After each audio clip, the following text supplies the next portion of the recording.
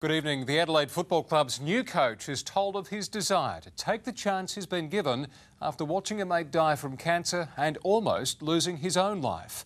Tom Wren is live at the club, and Tom, Phil Walsh also delivered a message to the Crows players. Yeah, he certainly did, Brenton. He's endured a lot in football. Indeed, Phil Walsh has endured a lot in life, Brenton. And today he spoke about the massive challenge that he's about to undertake. And it's a challenge he expects his new players will be up for. No longer is Phil Walsh satisfied being the AFL equivalent of a right-hand man. I tell my kids to chase their dreams.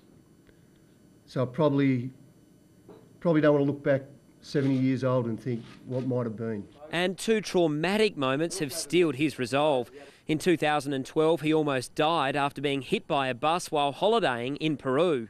When you get to lie in a hospital bed in Cusco, Peru, wondering whether you'll ever get back to Australia, you do realise that, life's a bit more than just what someone says about you. And early this year, Walsh lost his great mate and one-time coaching colleague, Dean Bailey, to cancer.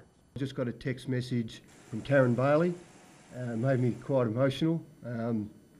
She said Dean would have a little bit of a giggle about this. Walsh, now 54, played 122 games at 3 clubs and went on to serve as an assistant coach at 3 others, including the Crows' crosstown rival Port Adelaide, from where he's been poached.